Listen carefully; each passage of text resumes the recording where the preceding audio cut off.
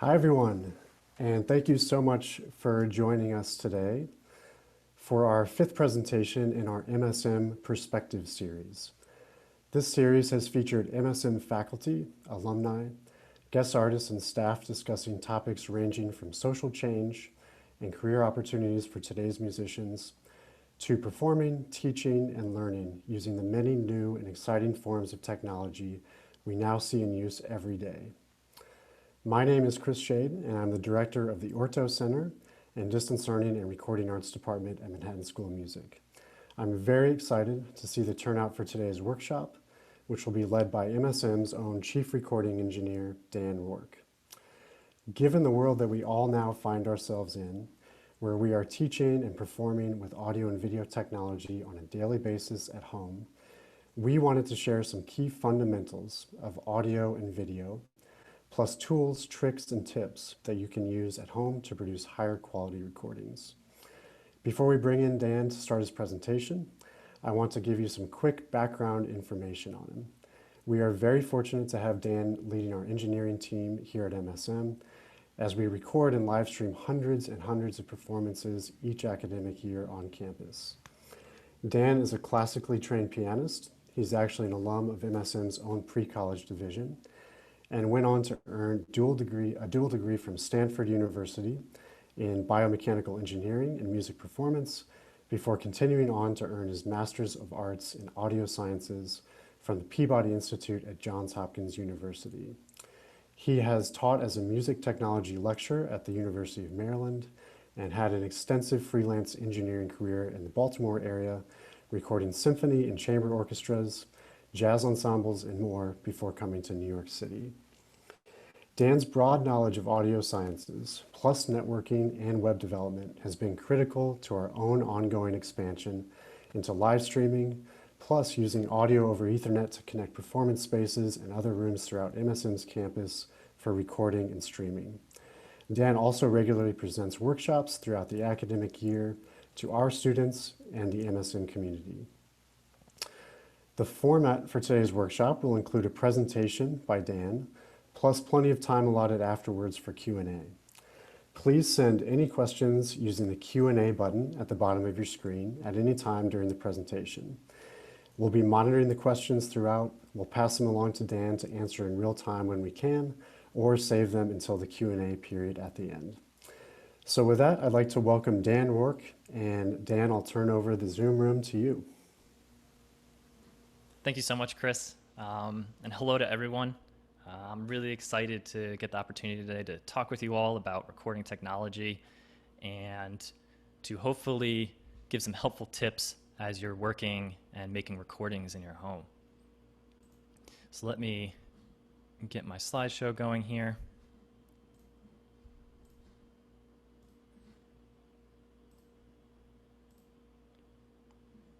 Okay, so when thinking about what to cover during this webinar, there's so many topics in recording that we could spend the entire time here talking about. We could spend the entire time talking about microphones. We could spend the entire time just talking about, the nuts and bolts of digital audio, things like sample rates and codecs and bit depths and things like that. We'd also spend the entire time in a digital audio workstation going over editing, going over mixing, things like that. So what I wanted to do was just cover like a broad overview, touch upon each of these topics a little bit, but then I also asked like an important question, a single question I think that's maybe on everyone's minds, which is that if you were to make a recording at home, what's like a checklist? What are some things you can do to just make sure your recording is at least professional? Now, I know everyone's at home. You don't have a Steinway Grand at home and a piano tuner, so I don't expect piano recordings to sound like perfect records that go out on labels. So with that in mind, what are the things we can control? And so I have this recording checklist here. And we're going to cover these. It's going to sort of act like a bit of a structure to our conversation today. And these are different areas we're going to cover. The first is placement of both your microphone and video. So when it comes to microphone placement, we're all working in small rooms. We have to take that into consideration. There's one main feature, one main factor I want to really cover, and that's the direct to reverb ratio. With these small rooms, the acoustics sometimes aren't great, and so it's kind of important to really nail that factor down, and that's really going to help your audio, and that's also something that you definitely have control over. The second is video, and this is very simple. Just check, make sure the light is always in front of you and not behind you when you take video recording at home. If you're backlit, it's going to be hard to see you, whereas if the light, windows and things like that are in front of you, it's going to illuminate you and make you much easier to see. The other side of that is that by putting windows and things like that in front of you, we'll show you how that's actually better for sound as well. So there's a double reason to do that. Next thing on your checklist here would be microphone gain. Do you have ample headroom? On my end, if you were to send me a recording and there's distortion in it, that would tell me that you didn't check your microphone gain carefully enough. We're going to cover digital formats, things like sample rate and bit depth. Are those things correct in your audio? And in video, are the resolution, frame rate, and audio sample rate correct? We're going to try and cover a little bit about editing. That's a huge area, but we're going to open up a DAW. I'm going to try and make it DAW agnostic, so to speak. I know many of you everyone has their own DAWs, whether it's Ableton or Logic or Cubase, which is what I'm going to be working in, or Reaper. So what I'm going to do is just give some tips and talk about how to make edits completely invisible. You should never be able to hear an edit. Classical albums have dozens, if not hundreds, of edits in them, and you've probably never actually heard one. That's because there's some psychoacoustic tricks you can use to make those edits invisible. And finally, if you were to send me an audio file, is it at a reasonable volume? Is it a stereo file? Is it a WAV file? Those are important things. If I get a AAC file or an MP3 file from someone, that's not great. So let's get started here. We're going to talk about microphone placement. In order to do so, we need to talk about microphones and their polar patterns. And what polar pattern of a microphone is it's a replication or a diagram of its directionality. What directions does this microphone pick up sound in? And so you can see along the top here what I have are the three most common, I would say, the three, dare I call them fundamental polar patterns. There are more, but we're just going to cover these three. And so on the left, you see the omnidirectional microphone, gets its name from picking up sound from all sides. This is used widely in classical recording when you're trying to capture the acoustic space as well as the ensemble, which works great in concert halls, it works great in churches. Doesn't work great in small rooms. Many of us are in offices. I'm currently here in my apartment. I don't have a really nice sounding space, and so omnidirectionals, there's gonna be some tricks. They're probably not the best choice in a small room. In the center, then, we get to the directional microphones, and we have here is a cardioid, which gets its name from its sort of heart-shaped like pattern you see. And cardioid picks up sound from the front. You can see here that that's going to be an immediate improvement in a small room just because it's going to capture less of your room, and so it's going to increase the directness of the sound. But you also have in the back of it this null spot, which you can use that null spot to sort of reject things that you don't want getting into your recording. And so we have here a window in a particularly noisy street. Here we have a little dog making some noise outside, and you don't want that in your live stream. So you can use the null spot to help reduce that unwanted sound. On the right-hand side, we have another directional microphone called a figure 8, and it's basically a bidirectional microphone, which means it's going to pick up from the front and the back equally. Now, there are some cool things you can do with that. One is that it has really strong null patterns on the sides and tops, so you could always put like a monitor underneath it, and it's going to be, let's see if I can draw here. You could put like a monitor down here playing up, and that's into the null spot of this microphone here. So it'll help reduce that monitor into the sound. Now, on the other hand, let's say you're trying to play along to a pre-recorded track. One thing you could do is you set up on one side, put a speaker on the other, and then put a figure 8 in between. And then by adjusting this distance between you and that speaker, that's going to give you a lot of help in the balance between you and that pre-recorded track. Down here, I have two examples of things gone wrong.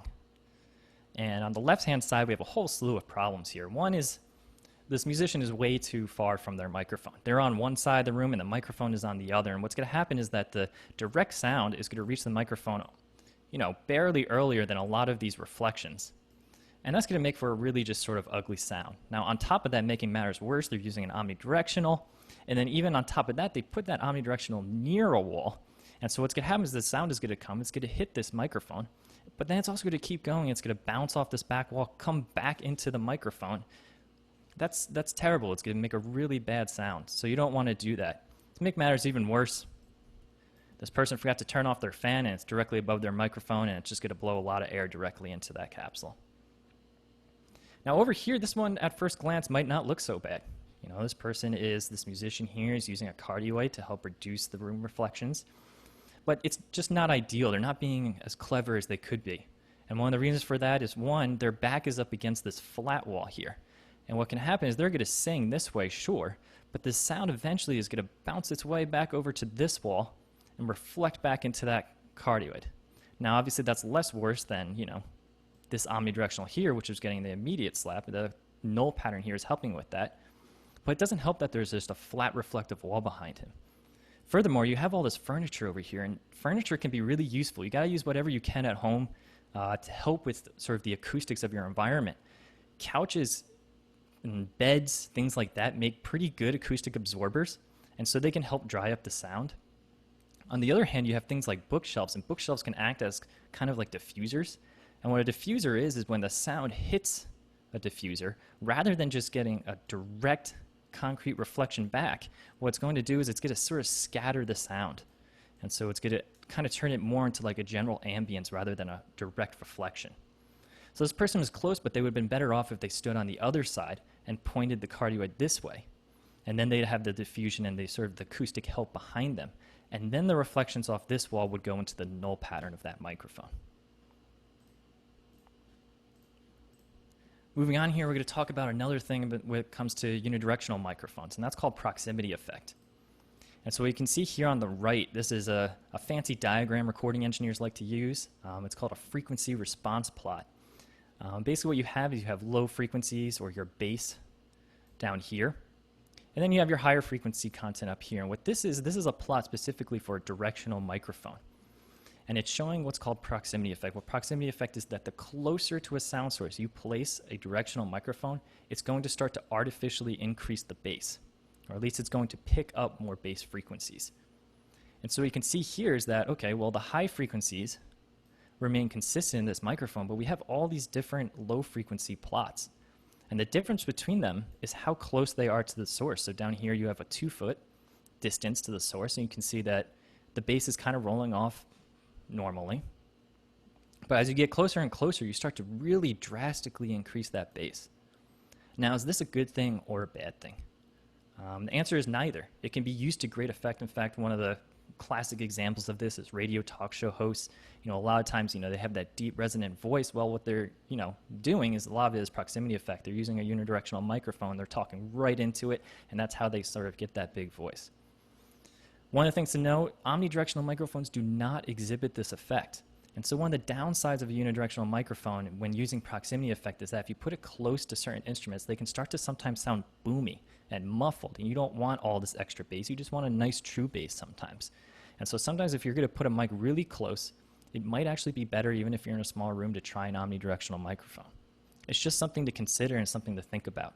If all you have is a unidirectional microphone, play with that distance. If you're, say, a jazz saxophonist, play with the distance of the mic to your horn, because what you can do is you can actually use that proximity effect to sort of warm up your sound, but the distance is going to make a big difference on the total effect there. All right, so we've learned a little bit here about different types of microphones and directional patterns, but what we want to get into now is stereo sound, because a single mono microphone capsule doesn't really make a recording. Right? A recording is stereophonic. Now, what is stereo? Okay, so if you take your single microphone and play it into 2 speakers, it's going to get sent equally to both speakers. Now, is that stereo? And the answer is no. You're sending the same signal to 2 channels, and really what's going to happen is the sound's going to come out of those speakers and reach your ears at the same time, at the same amplitude. And there's really not that big of a difference between that and just having a speaker in the middle, right? You can imagine that almost the same thing is going to happen. It's going to reach your ears at the same time, at the same amplitude. And that's actually how you hear it. If you were to play audio out into both speakers in that way, you would hear, it would sound as if it's coming from in front of you, even though there's no speaker there. And we call that a phantom center. Now, how do we make stereo? How do we make a stereo recording? Well, what is the point of it? The point of it is to sort of replicate a sound field and be able to place instruments maybe to the left of you or to the right of you. You know, for instance, if you had a string quartet recording, You certainly wouldn't want all that's supposed to be violin 1, violin 2, say viola and cello, all to come at you from the center, right? You would want them to be sort of in the stereo field as you would hear them live. There's two ways to create stereo. The first is if you imagine there's a sound from over here. That sound is going to come, and so you go directly into your left ear. And then what happens is your head sort of gets in the way, and that sound is going to come over here into the right ear, but it's going to be at a lower volume. And it's sort of like your head is creating an acoustic shadow. So one way to do it is sort of through amplitude, by making the volume out of one speaker louder than the volume out of the other for certain instruments. For instance, if violin 1, you emphasized over here, it's going to sort of sound like violin 1 is coming from over here. And of course, if you put the cello over here, it's going to sound like the cello is coming from over there. Another way to do it is time difference. And so again, your sound is over here. What's going to happen is it's going to hit this left ear first, and then there's going to be a delay before it hits your right ear. And that's an important acoustic phenomenon that happens that allows you to localize where sound is. Our brains use that a lot and sort of process that on their own without us even realizing it. And that's how we source and localize sound and can tell where sounds are coming from around us. So why am I telling you all this? What we're going to do is we're going to create stereo pairs, which is we're going to now use two microphones to try and create a stereo field, try and accurately capture where instruments are in front of us. And there's a number of ways to do it, but what we're going to do is we're going to use those two, the amplitude differences and the time of arrival differences, to sort of create that effect. So you can see here, these three are all based on amplitude. And in order to base it on amplitude, what happens is the sound has to hit both microphones at the exact same time. That way there's no time of arrival difference. And then we're going to use the polar patterns and the directionality of the microphones to create those amplitude differences. So you have here what's called an XY microphone, and you're pointing one microphone to the left and one microphone to the right, and they're directional. And so if an instrument is over here, it's going to be picked up more by the left microphone. If an instrument is over here, it's going to be picked up more by the right. Very simple. Another common one that's very similar is the Bloom line. Exact same idea, one to the left, one to the right, but this time you're using figure 8 microphones. And you can see there's going to be a subtle difference between the two. The big difference is that you have more rear, more acoustic environment getting in, because remember, a bidirectional picks up equally from the front and back. So you just got to remember, if you do use a Bloom line or if you use any sort of figure 8, that you're going to get those acoustic reflections coming back into it too. It sounds a little bit more spacious. It's also incredibly accurate in its stereo field. Bloom line is one of my favorite patterns. If you've ever been in Greenfield Hall at MSM, we have that large microphone hanging down there, and that's usually in a Bloom line pattern because it captures the stage really accurately, but also gets a lot of those nice reflections in Greenfield. On the right-hand side over here, what we have is the mid-side microphone. What this is a center channel cardioid, and then a sideways facing figure 8. And this is kind of a strange one because your sound source is directly in front. So the only microphone that's going to be picking up the sound source directly is this center cardioid, while the figure 8 you're going to be singing or playing directly into the null pattern of it. So what happens here is that the figure 8 essentially becomes sort of the stereo reverb of the room, while this center mid channel gets the direct sound. And what you can do then is blend the two channels, so you can increase the amount that you want to use this side mic, and that's going to give you more room. What the mid-side gives you is a lot of flexibility and a lot of control over how much acoustic environment you want in your recording. It can be a very useful tool. Quickly down here, we have some, we get into sort of the time of arrival microphone pairs. Here what you do is you have two omnidirectional microphones, you space them. It doesn't have to be omnidirectional, you can also do cardioid. And what it is if you have a sound source over here, it's going to hit this one first, and it's going to take longer to travel to that one. That's going to create the time of arrival difference. Here you have what's called an ORTF. These are also really common in classical recording. And what it is it's actually kind of a combination of both amplitude and time of arrival. Because now you basically have two cardioids, so they're directional. They're mostly going to pick up in the directions they're pointing. And you have the time of arrival difference where if something is here, it's going to hit the right channel after it hits the left channel. All right. So let's talk through a couple ideas here and how we can use stereo pairs to record some instruments. Let's say, sorry for my drawings here.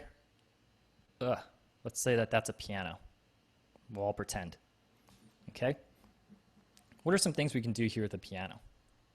Well, one option for anyone out there who's a pianist, you can try a microphone, placing a microphone that's sort of on this 45-degree axis here, facing in, and you can really use any of these pairs you want. It depends sort of on how your room sounds, and what's going to be different is how close they're placed.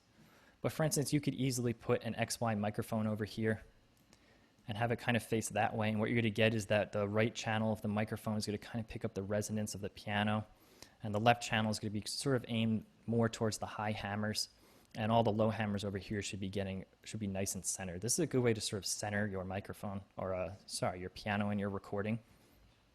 Another option is you could just follow, this is one that I like, if you follow the hammer sort of straight out, you could put an ORTF. Really, you could put any microphone pattern you want, but if we put an ORTF out here, remember an ORTF is this one, the sort of near coincident one, this tends to get a really nice, honest sound. You can try any of these variations in here, swap it out for Bloomline. Remember, Bloomline's going to pick up from the back.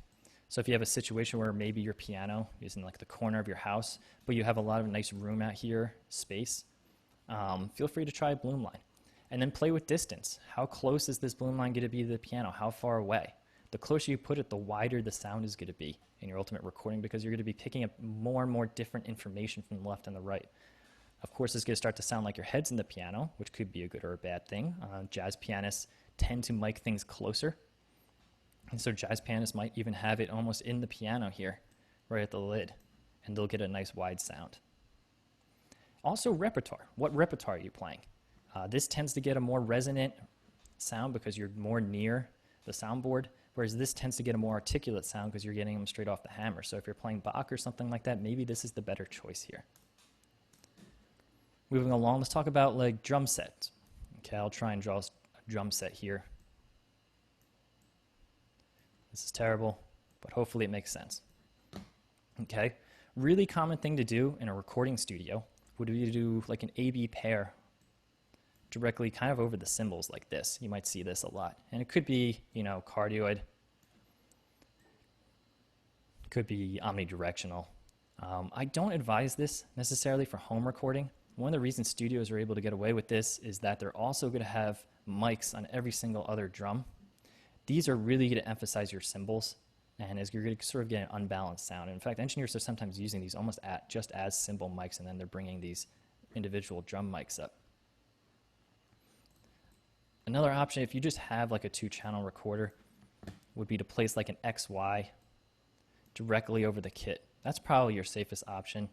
Remember, if you have like a low ceiling right here, at least the XY is going to reject some of that ceiling, so as the sound comes up and reflects back, it won't reflect into the microphone. You can imagine that a Bloomline would probably be pretty bad here because you're going to have those backwards facing lobes on the figure 8, and so it's going to be picking up these reflections. Also try microphones on the floor. There's something called boundary effect, which is basically now by putting the microphone on the floor, it's only you get direct sound, and you're not going to be able to get any reflections that come off the floor. It can make your sound a lot more direct. That can be really cool if you're going for sort of a roomy drum sound. We could spend a lot more time talking through all different instruments, but I hope that gives you sort of an idea of how to play with microphones and move them around to capture sort of different things. Hey, Dan, we've had a couple of questions from the Q&A just about vocal recording. Mm-hmm. Can you make recommendations about vocal recording? And we had one question, for example, would a figure 8 microphone be ideal for a singer singing with accompaniment, whether pre-recorded or with a live pianist? Yeah, it's certainly something you can try. So, especially in this era of social distancing that we might find ourselves, I'm going to draw a terrible. So you're singing over here, and your pianist is over here. This lid would be like this. You could certainly put a figure 8 microphone directly between the two. And of course, you're going to sing into one side, and the piano is going to go into the other. But then you can control the balance by just controlling how close it is to you or how close it is to the piano. That's really useful and an easy way to do it. Of course, it works in stereo too, like if you had a Bloomline configuration or something like that. Of course, if it works with a piano, it's also going to work with a speaker. And I know some people may have had issues maybe playing back, finding a speaker that can play loud enough. Well, here it might help you a little bit because if the speaker is playing out, you could start to position this maybe a little closer to the speaker, and that will help balance your voice against it.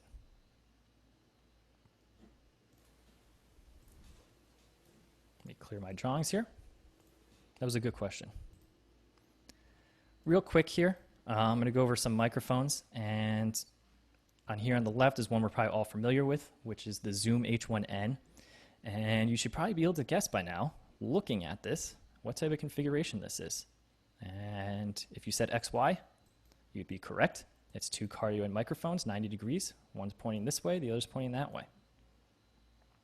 And here we have the Shure MV88. This is actually a microphone that works really well. It's one I'm actually talking into at the moment.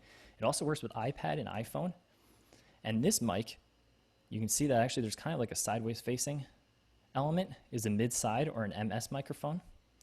And so this is the one where you're actually able to control the stereo width, and there's an app for it. I didn't put it in here. Let me put, I believe it's called the Motive app. It's Shure. You can use this app anyway, even if you don't have the microphone. It's a good recording app. But if you do have the microphone, it allows you to control the stereo width and use that mid-side pair to control how much acoustic information is in your recording. And on the right-hand side here, we have just the simplest ones, which are the Audio-Technica. They're great microphones. They're cardioid only, so they are not stereo. But they do a really good job, and they're the simplest to use. They're plug and play. If you're just interested and you know you're not going to be moving around too much with your equipment, you just want to set up at home to get going, this is a good way to go. Okay. So we have our microphones. We talked a bit about microphone placement. Now we're going to go into the next step of the process. Let's say you've placed your microphone and you're happy with it. What happens? Well, what are microphones doing? We're going to enter sort of a more of a technical domain now. There's some technical perils that we have to avoid coming up here. So the first thing to know what a microphone does is it's going to convert local variations in sound pressure into an electrical signal. It does that very well. The problem is electrical signal is incredibly tiny outside of a microphone. And in order to make any use of it, we have to add what's called preamp gain. And what that's going to do is it's going to just basically amplify the signal to what we call line level. So this here is line level. Oftentimes we refer to this over here, not oftentimes, it is what it's called, is mic level. One of the issues with mic level is that if any noise comes along and induces itself into this signal, you can imagine there's going to be noise here. Well, that noise is comparatively to the audio signal much louder than if that noise were to get over here. This is something called signal to noise ratio. You can see here now the amplitude of our line level signal is much higher than that of the noise, so it won't be an issue. The problem is you can get a little overzealous and you can crank it up to 11. Maybe you're worried about noise and you're like, oh, I need more gain. The problem is there's a ceiling in audio, in digital audio especially. If you hit that ceiling, your audio is just going to flatline, and that's where you get distortion. So what I'm going to try and do real quick here, let me clear my drawings.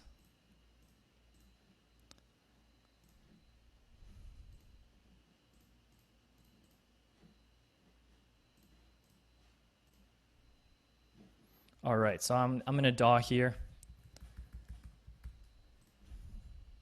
Just make sure some of my settings are correct here. Now, if I play this back, Chris, could you confirm for me that you hear sound? Yes, we do hear that. Cool. So what I did is I made a recording here, and I set my gain too hot. And we're going to hear what that sounds like, so everyone's sort of aware of it.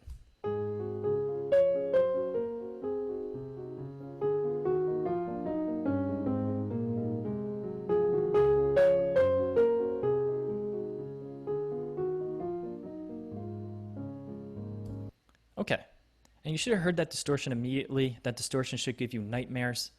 It's something you want to avoid at all costs. It's just a huge problem. It should never happen. And if we zoom into this waveform here, you're going to see what we were talking about, where that audio has just hit its ceiling. And you can actually zoom in enough here to see individual bits of this recording, but there's that ceiling, that flat line that we've hit.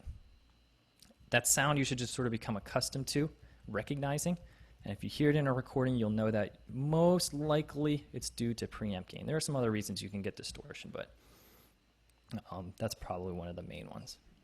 So I'm going to flip over back to my PowerPoint here. There's different ways of controlling microphone gain, I should say. So some of it's going to be a physical knob on the device itself. I have the Zoom H1 here. There's a nice physical knob on the top. That's great. Makes it super easy to adjust gain. Sometimes it's going to be, if you have a USB microphone, you have to go into your sound preferences and actually adjust input volume gain there. Some of them are, you might even be app controlled. So for instance, this mic, the Shure MV88, when it's plugged into your iPhone, you open up that app and there's going to be a mic gain setting there. You should always try and find, it might go by other names like input volume, things like that. Just try and look for it. And in order to do a recording and avoid distorting like that, just do a little sound check with yourself. Record a brief moment of the loudest part of your piece. Listen back to it. It should sound completely clean. There should never be any reason for distortion. And if there is, turn the gain down, re-record, try it again, keep going until it's clean. All right, so now you have your line level signal. What's the next step in the recording process? Well, the next step is to digitize it. We need to essentially store it or actually record it. This used to be done on wax cylinders, but today what we do is digitize it. So this works on a process called sampling.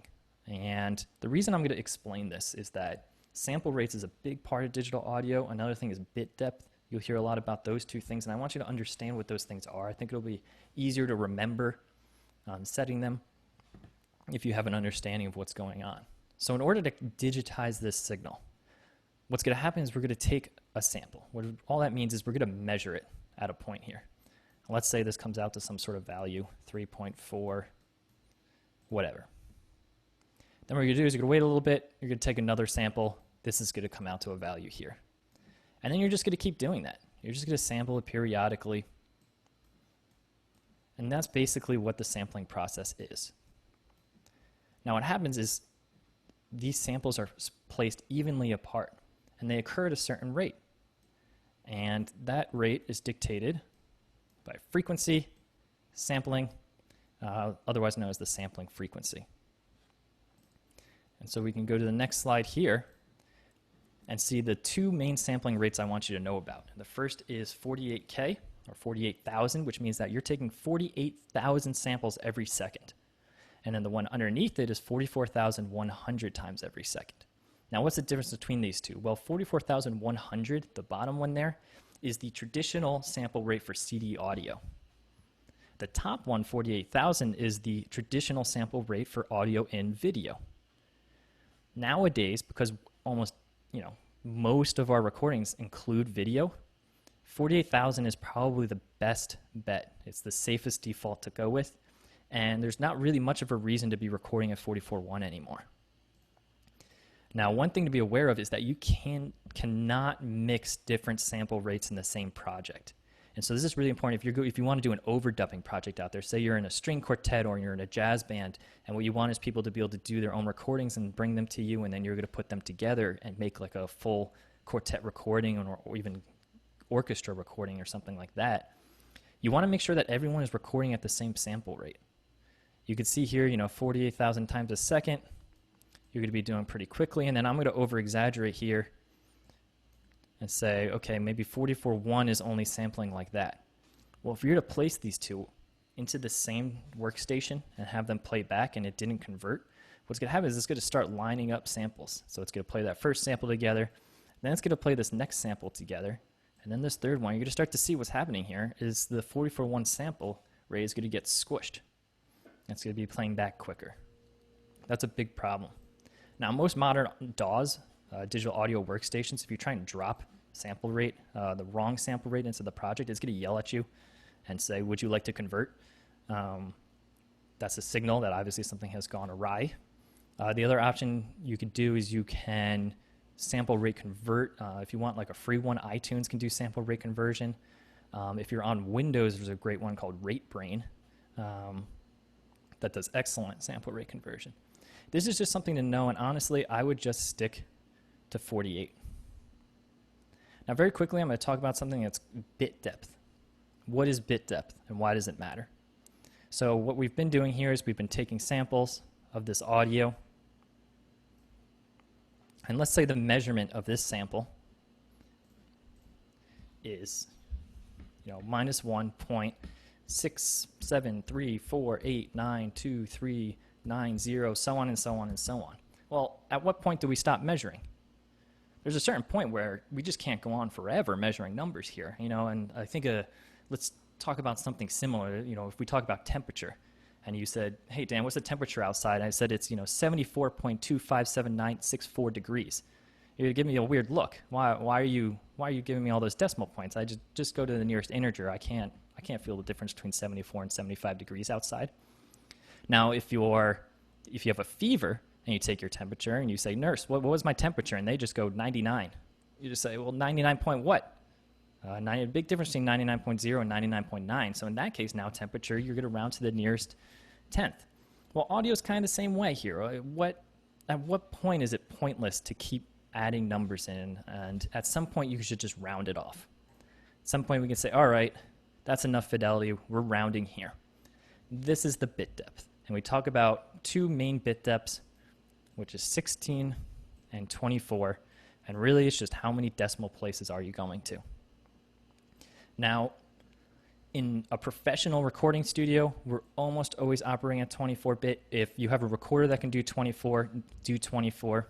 If your recorder can only do 16, don't worry about it. It's really, for these home recordings, it's probably not going to be that big of a deal. You can mix easily different bit depths into the same project. That's also not a big deal. Okay, but just be aware of that. If you have the option, might as well as record in 24-bit. And at least now, I hope you have an understanding of what this means. Bit depth and sample rate are going to be set on devices in different ways. So again, if I go back to our Zoom recorder here, and I'm using it as a standalone recorder, it's not plugged into my computer. If I cycle the audio button, let me see, did I make a slide of this? Oh, I did. If you can see down here, there's our sample rate and bit depth. This person was really overzealous and went into high sample rates, which is 96,000 samples per second. This is called high-res audio. You don't need to do that. Please just keep it at 48. That's going to be definitely the way to go. You can see here in the Shure app on the right-hand side that it gives just two options, in this case 16-bit 44.1 or 24-bit 48. So since we know we want that 48 kilohertz, we'll set that. The other place that you can set, if you're using like a USB mic or something like that, let me see if I can open it up here.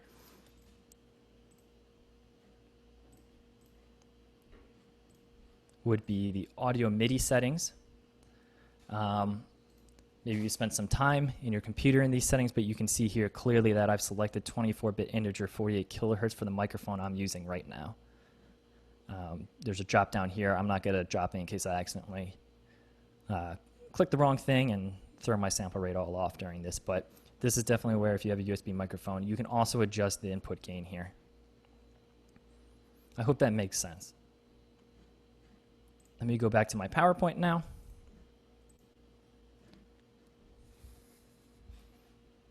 Oh, and here I am showing it. Again, you have different inputs, and actually for, my built-in microphone, it gives me this absolutely absurd number of different sample rates and bit depths here. Again, go with this one. Now, when you record, if you open a digital audio workstation, you're also going to have to set your project sample rate to the sample rate that you're working in. And maybe people out there who have been using GarageBand and are familiar with GarageBand know of one sort of limitation there. It's GarageBand only works, as far as I know, in 44.1. And that's sort of a problem if we're doing a lot of video, audio for video, that 44.1 isn't going to work in GarageBand. It's going to try and convert your audio on import. So that's why I don't necessarily recommend GarageBand as we get into this next part here. Sorry, this is video, but we're going to get into digital audio workstations. There's a free workstation, Audacity. Reaper also is like $60, so you can download Reaper. Then there's some other ones. I believe Apple Logic now has like a 90-day free trial you can try out. Those would be better digital audio workstations because they're not limited in sample rate like GarageBand is. Real quick here, I didn't want to get too much into video, but all these things we've talked about with audio, there's a whole world of video too. So we talk about things like resolution and frame rate and things like that. When you're recording video, sometimes especially like I think most of us today are using our iPhones or something like that to record video unless you have like a DSLR or something like that at home. In which case, sometimes like the native camera settings app, I'm not familiar with certainly all the settings, especially on the newer iPhones of what they let you control. But you're going to need to look for something that lets you control resolution and frame rate, and ideally something that lets you control the audio sample rate in the video. I found that like I just used the native camera app on my phone, and it recorded the audio in that at 44.1. Which is going to be a problem because let's say I use a separate device to record my audio, and then I'm recording my video off of my phone. Now I drop these two in Final Cut or iMovie. The audio here is at 44.1, the audio here is at 48. We have a sample rate mismatch, so it's going to be a problem. Something's going to have to be converted. So I found this video recorder here. I'm sure there's other apps. This one's pretty nice. This is the settings panel for it. It's this Movie Pro. My annotations is covering it. Movie Pro. It's $10, but it gives you a lot of these nice things, especially the ability to record fully uncompressed audio, which if you're using an iPhone mic is a really nice feature. Two useful programs right now that are open source, which is Handbrake. Handbrake is going to be a video transcoder, so if you need to convert video from one format to another, this is a great way to do it. And the other is Media Info, which I'm going to show. And in this world of where we care about what sort of frame rates and things that our video is, sometimes if you can't actually set those settings in an app and you want to find out, you have a recorded video, you want to find out what these settings are, Media Info is basically just a program that tells you, okay, this is 48 kilohertz audio, okay, it's 1920 by 1080 resolution, things like that. So let me see if I can share this here.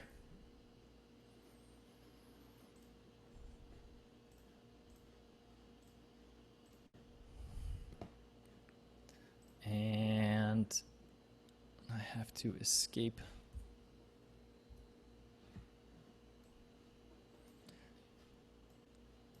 Sorry, just rearranging some windows real quick. Okay, so this is Media Info right now. It doesn't tell us anything, but what you can do is you can drag and drop any files into it, and it's going to give you a bunch of information about it. So I have this video here I recorded with just the video app on my phone, and immediately it's going to tell us all the interesting things we want to know about it.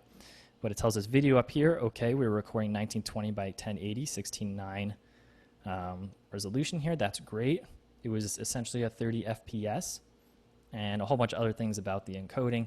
But then down here we can see audio, and it gives us this nice information that this is 44.1 and it's AAC audio. And it's only one channel, it's mono. That's terrible. This is awful. So now I'm going to take another video that I made using Movie Pro. And here it's going to be a little bit better. The video looks pretty much the same, 1920, 1080, 2997. But now we can see here that the audio is full. It's 48 kilohertz. It is at 16 bits. That's fine. I'm okay with that. It is 2 channels stereo, and PCM is wave. That's full uncompressed audio. This is fantastic. Okay.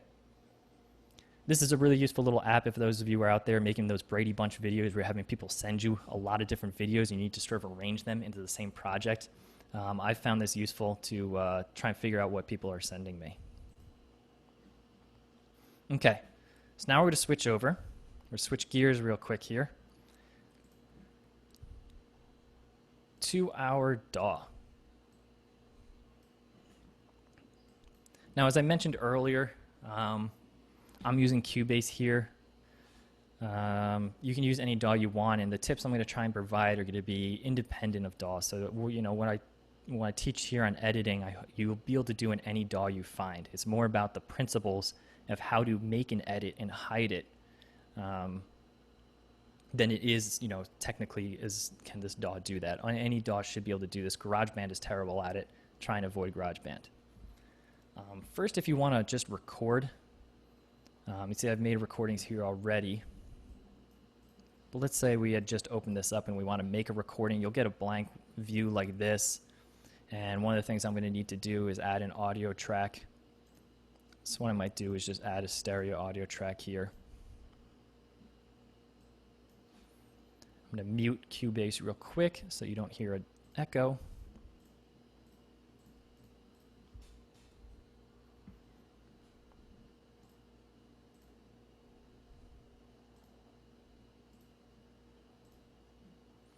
And then what you're going to have to do is you have to set your routing here, depending on what you want to do. Basically, if you set, so if you're using an interface or something like that, you're going to want to set the channels. Every single DAW is going to have, essentially it's going to ask you what you want to use as your input and output device. In this case, I'm using this microphone here. Many of you might have, if you use a Zoom H1 as your interface, you just select that as the interface. It's basically just saying what device is bringing audio in and out of this software.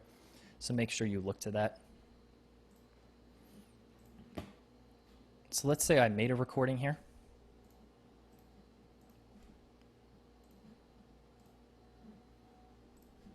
And what I've done is I've recorded a couple of takes. You'll notice that it's going to be easier already if you work in a DAW and recorded one rather than necessarily using a standalone recorder, because now I can just hop between them if I want to compare. You can say, okay, let's listen to this one.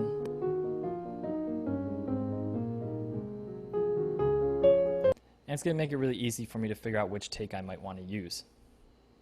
But let's say we want to edit. So let's say I really like this fourth take over here. We can listen to some of it.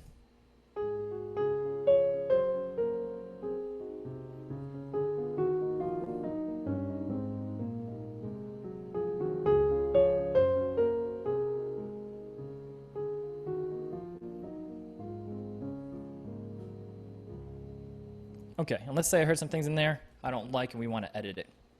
What I'm going to do, a good way to do classical editing. Leave your takes intact over there, and then come over here, somewhere on the right side of your timeline, and drop the takes you want to use. So in this case, I'm going to grab that piano 6.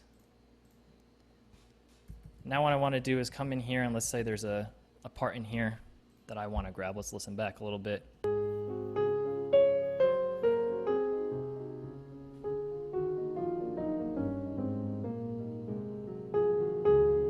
Okay, let's say I want to use this intro phrase here first. What I'm going to do is I'm going to look for transients. Now, what's a transient? If I make my window bigger here, a transient is these sort of peaks in the audio waveform. And so this right here is a transient. And what we're going to want to do is we want to cut right before a transient. There's a reason for this, which I'll explain. But right now, we're just going to grab that part. So I'm going to, right here is where I want. I'm going to cut it. I'm going to grab that audio. And I'm going to come down to where my comp take is going to go, or my edited take, and I want to paste it. Now there's a trick to use in editing. What you don't want to do is just try and overlap like a large section of audio. So you don't want to be like overlapping a whole phrase and thinking that it's going to blend from one to the other. It's not going to blend. What you want to do is a really short, instantaneous cut. And what you're going to use is you're going to use a transient to do something that's called masking. What's going to happen is our ears, when we hear a transient, there's something called non-simultaneous masking, which means that that transient essentially covers up audio that's happening around it. It's a psychoacoustic effect. Well, you can use that to essentially hide any weirdness with an edit. Basically, this means is that you should just make your edit points before any strong transients. Of course, piano is a little bit easier than most. Drums, of course, are extremely easy. Things that are a little smoother, strings and things like that, it's going to be a little tougher because you're not going to have quite as strong of a transient, but you should still be able to do it. And so what I'm going to do is I'm going to find the point here, click right before that transient, and then drag this over and drop it right there. Almost. Let it overlap a little bit. Now, there's one other thing we need to do. What happened here is we just sort of put one audio file completely, it's sort of like a butt joint here, right? We haven't like sanded it over. And so what happens is if this waveform were bigger, it's possible here, maybe I can annotate it to make it more clear.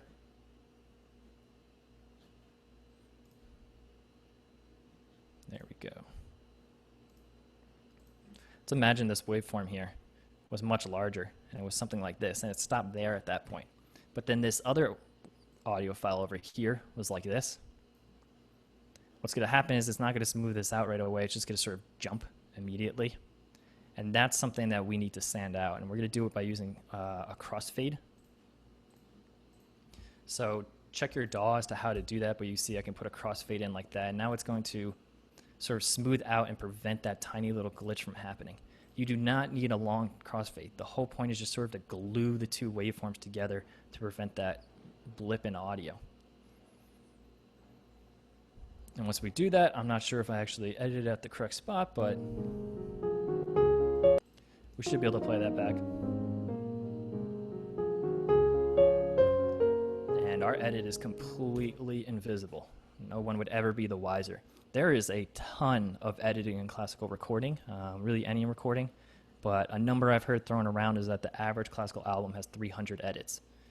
This is, if you think live recordings are true and honest, no, live recordings have editing too. It's a part of the process. It's a good skill for anyone to have. If I were to say, let's say this was the piano, the underlying piano track of a piano trio, and I need to send this off now to the cellist or violinist, before sending it off to them to overdub, I want to make sure I finish off any edits. It's really useful skill because if you're recording on your own, say this is a much longer piece, it's like a 20-minute movement, trying to do that all in one take is going to be really time consuming. So it's nice, yes, do it as best you can, but if you flub a note here or there, or you sort of fall apart at the end, you can always pick up and do a take and then just edit it together. It's going to save you a lot of time to learn how to do this. Okay, we're almost at the end here. We've almost made it. Obviously, a lot more I could say about editing in general. One of the things you're going to want to do is what we call top and tailing your audio, which I'm doing here, which is sort of, don't send audio to someone where it has you fumbling with your device to, press the stop button or things like that. It's always nice. If you are sending it off to an audio engineer, don't do any sort of long fades. Let them do it. But it is good to just cut out anything that's just unnecessary. And then we want to bounce this down. And in most DAWs, what you're going to have to do to bounce something down is you have to say, okay, this is the region I want to export, because otherwise it might export your entire timeline, and then I'm going to send a recording that has like all of my takes in it to somebody. That's what I've done here. Different DAWs do it different ways, but I've just selected this take here. I'm going to bounce this down. When you export, every window is going to look really different. Depending on what DAW you're using. Keep the sample rate consistent, whatever you recorded at, which in this case is 48,000, keep it at 48,000. File type should almost always be WAV. Don't do any compressed format or anything like that. Just keep it at full. WAV is a fully uncompressed audio. Bit depth, you can keep it at 24-bit too. And then it should also be a stereo file, so don't do like a mono down mix or anything like that. And then we'd be able to send this along, and this would be a very good recording. So one final screen here just to review everything.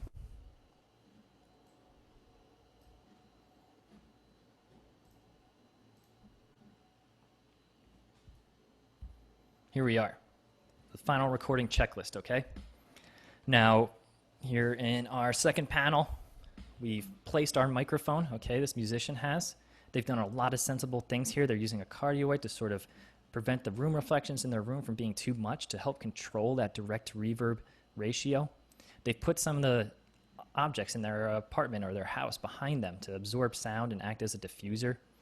There's a noisy window over here with a lot of street noise. They're using the null pattern to block out that window. And the light from the window is going to be coming at their face, which is going to look great for video. This is great right here. You have mic gain. They did a little sound check with themselves, and this person set a reasonable gain that they're not going to distort in. They check their digital format and they know that they're recording at a sample rate of 48 kilohertz and a bit depth of 24 bit. And finally, after recording into the DAW, they've edited it and bounced it down. And so you can see here that they have a nice crossfade on that edit, so no one's ever going to hear it, and their bounce as well. And here they are listening to their recording. So I hope that helps. Thanks for sticking with that, and I'd be happy to answer any questions now. Sure, Dan. Let me pull up from our Q&A a few of the questions that have come in. Sure. So one question a little bit earlier from Angelica is, realistically, most of us are probably recording in small apartments with something like a single Blue Yeti. Can you talk about best practices with far from ideal tech and situations? And she goes on to say, this gets further complicated by placement limits based on length of cords, where your computer needs to be placed for video, etc. What are your thoughts and tips on handling these situations? It's a great question.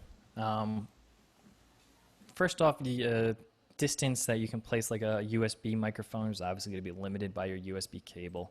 If we go back here, maybe I can find the place where I can draw a little bit. And your computer's going to be making some noise. You can get slightly longer USB cables. I wouldn't really go beyond 6 feet, but you can get cables, and that should be fine at that length. And that should provide you with quite a bit of leeway in order for microphone placement. Now, when it comes to sort of the acoustics of your room, you know, the Blue Yeti has different polar patterns in the back that you can select between. That should give you a lot of control.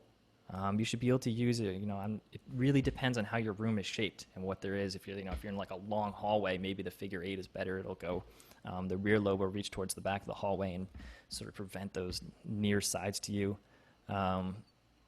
Again, put beds and things like that. Any acoustic absorption you can get, put behind you. For those of you who maybe in your musical theater and the typical, direct sound for a vocal in musical theater is going to be a lot closer than it is for a classical sound.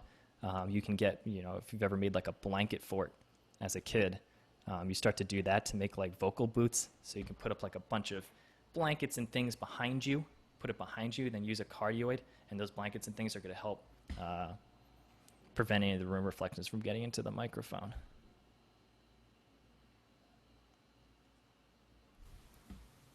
Great.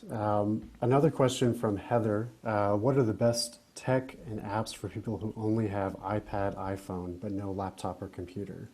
You touched a little bit on this earlier with the Shure mic, but can you give us any recommendations on that? Yeah, I think that Shure mic is probably going to be your best bet. It also, if you get that Shure mic, when you plug it in, it works with a lot of those video apps. So then when you use the video on the app, it's actually to use the audio from that Shure microphone. And then that's where it becomes really important to probably get a good video recording app that records uncompressed audio, like that Movie Pro. And then when you can set it to 48 kilohertz, 24-bit uncompressed wave, you have the microphone plugged in. It's great. That actually does a really nice job recording. You're going to have obviously less control over microphone placement because now your video and your audio tend to be pretty tight. Again, you can, if you get the MV88 Plus, it's a bit more expensive, but it connects over an actual lightning connector, which gives you a little bit of freedom in placement as opposed to the MV88, which just sort of plugs right into the bottom of your phone. Great. We have been getting some questions about video editing, and I know this was centered mostly on audio, but can you touch on some of the video editing you've been doing, both for kind of virtual performances for MSM and just some of the software you're using, for example, to edit and work with these video and audio recordings? Yeah, I've used every type of video software at MSM. We use, Premiere Pro. I have Final Cut. Final Cut's great. I actually kind of like Final Cut a little bit more, just for creative things, I guess. There's some there's plus and minuses to either side of those. There's also just iMovie. iMovie is a pretty simple one that will allow you to certainly at least put together and sequence videos in a line. So if you get a bunch of videos, you need to make like a concert video out of them. That's a great way to go. You, how strong of a computer you have makes a big difference in your ability to edit video. Like a MacBook Air is probably going to struggle a bit, especially if you start doing like multi-camera or you're doing those ones where you have a whole bunch of videos recording at the same time. If you're doing, again, these video projects where people are sending you video and you're trying to assemble them together, be really careful. Make everyone stick to, you know, certain resolutions and certain frame rates. If you get video that's, you know, a wide range of frame rates, like 24, and then another person is coming in with, you know, 60 FPS video, it's going to be a bit of a headache trying to get them all to fit into a single project. And especially if the audio sample rates are different, then you have to, you know, go through a whole conversion process of every video you get. Handbrake and Media Info, those two free ones, are great for that. If you need to just transcode video, you could always try Apple Compressor. iMovie is probably the way to go for most people on a Mac. Right, great. We do have several questions about specific instrument mics that you would recommend. We were talking a little bit before this. I mean, there's the options are endless when we start talking about microphones. But for example, can you either give your advice for home recording in this day and age for specific mics that people should look into for piano, guitar, or voice? What's your view on that in this day and age? Well, first off, microphone position still probably matters more than any given microphone. Here, let me see if I can at least maybe share a whiteboard. You know, so really, you could have a great microphone, and if you don't place it correctly, it's not going to sound good. I guess are we talking about like professional microphones, you think, like at this point, condensers, people who have interfaces? It sounds like a mix of everything. We have had a couple of questions about recommendations for interfaces as well, but I think just for general home use. Okay. So when it comes, I'll start off with like the USB mics, these simple ones that we've been recommending. These worry less about the sound quality and worry, I think, more about learning how to place them and also just the feature set. What's your workflow? Because they all operate differently, and you just want something that's going to be easy to use for yourself. Now, when you get into the world of interfaces and sort of professional microphones, it can get pretty expensive. So it's hard for me to recommend anything. You know, you say, well, you could get 414s for the piano. That's a, you know, $2,000 investment there. What I will say, I can give some broad points. There's 3 types of microphones. There's condensers, ribbons, and dynamics. The difference between them is how they actually capture sound, how they convert those deviations in sound pressure into electricity. But what happens is they all sort of sound a little bit different. Condensers are going to be your brightest. Most USB microphones are a condenser microphone. They're a pretty good catch-all. They'll record anything well. They're pretty resilient. You do need like phantom power for them, so you're getting an interface that provides phantom power. But one of the good things about condensers is they also have a pretty high output, so they tend to work well with more budget interfaces. Ribbons, on the other hand, have a pretty low output. They're wonderful microphones. Ribbons can sound really great, very warm. They're permanently figure 8, which is something to know for the most part. But they need a lot of gain. And one of the issues then is if you just have like a Focusrite Scarlett, you're going to have to crank the gain so much that the noise of that interface is going to become a pretty big problem very quickly. Now, dynamics are the last ones. Dynamics are often used on like percussion, but they can work great on other things too. They work well on vocals. The ubiquitous SM58 can be used a lot on vocals, and it sounds fine. It sounds great in certain circumstances. A dynamic is incredibly rugged, and it's much less sensitive than the other microphones, which is why you oftentimes find them like on drum kits. So like the SM57 on a snare. If you accidentally hit the microphone with a drumstick, it's not going to cause a huge problem. For piano, voice, things like that, I would go with a condenser. Some vocalists could, we're talking classical. Stick with condensers. Ribbon microphones they can be difficult sometimes. What were some of the other instruments? It was piano, Vocals. Vocals and guitar, Oh, acoustic guitar. guitar. That's a really interesting one. Condensers generally, I would go with. That'll be a little bright.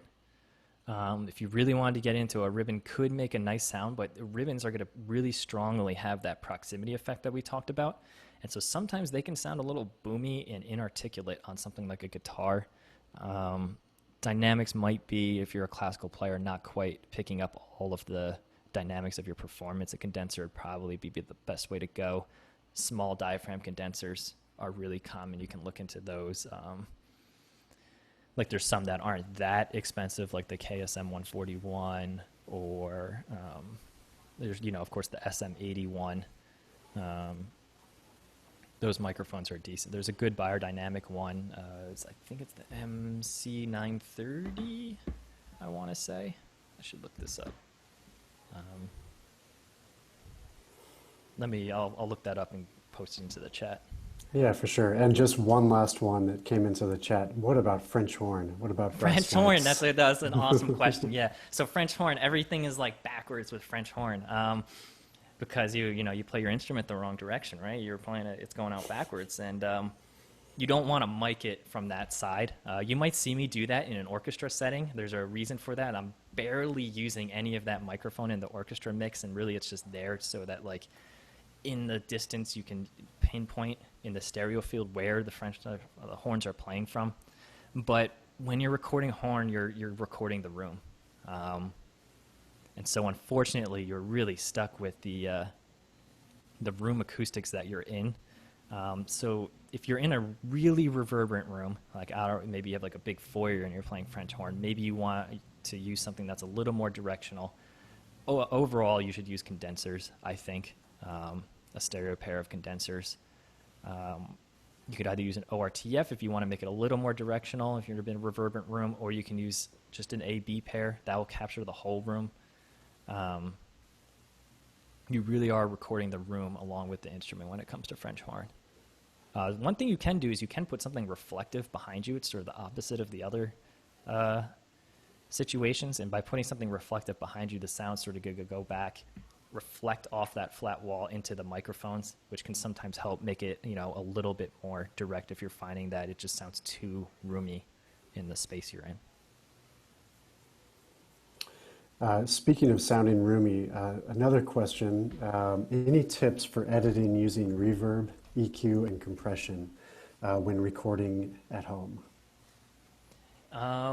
Yes, if you're a classical musician, stay away from those things.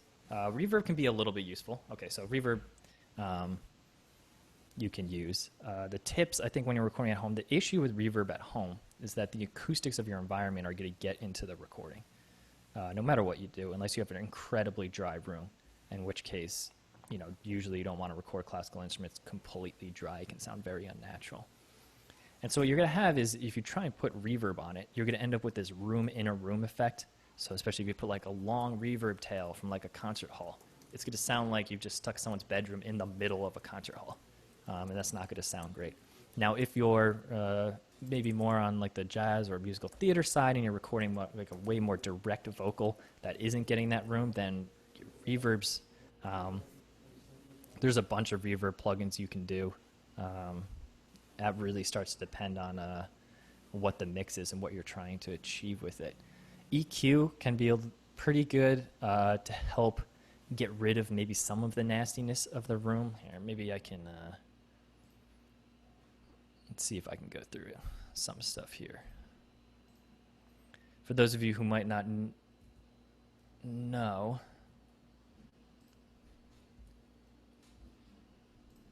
an EQ is something that can adjust, it's an effect, or a processor really.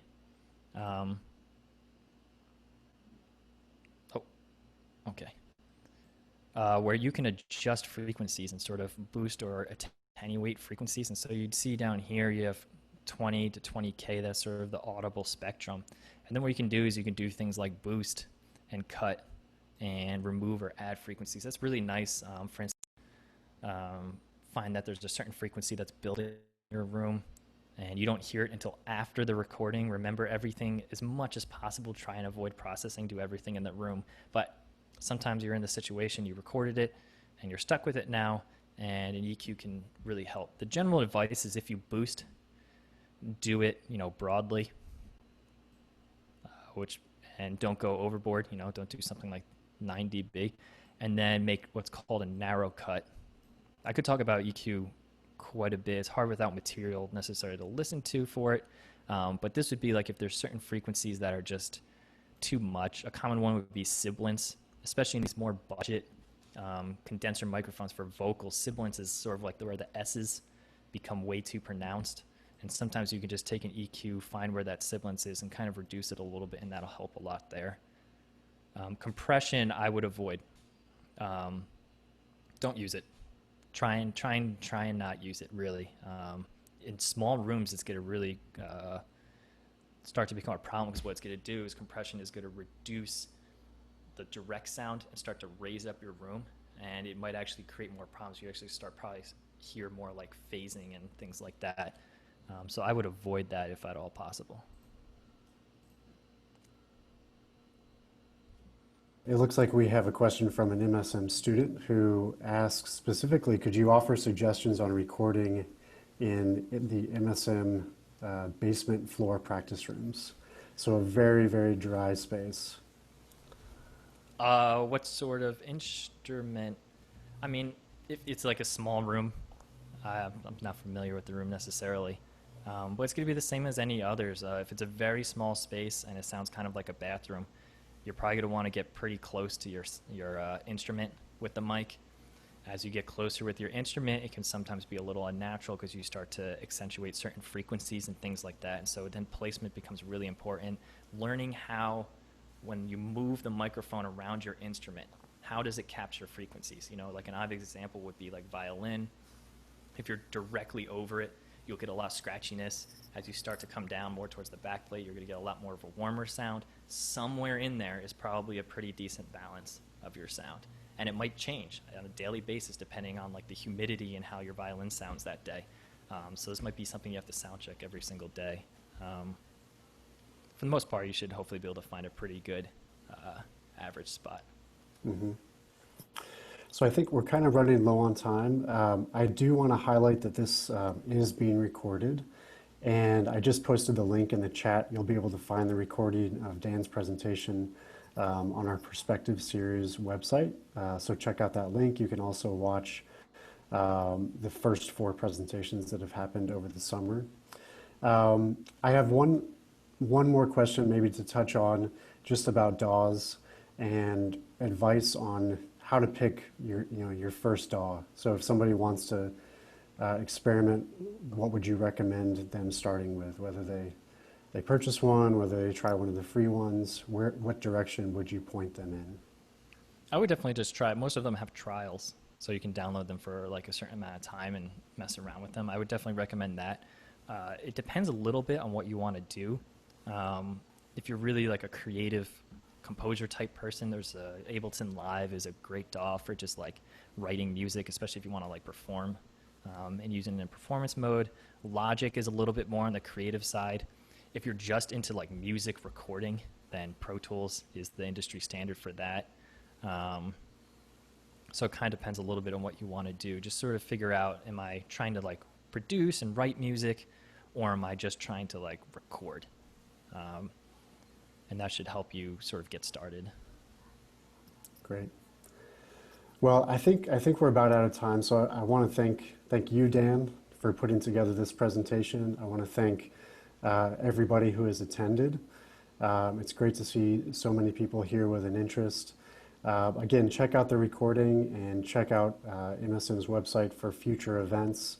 I know we couldn't get to all of the questions, so it's possible that we can put together another presentation coming up here in the future. So again, thank you all, and we will see you later. Thanks, Dan.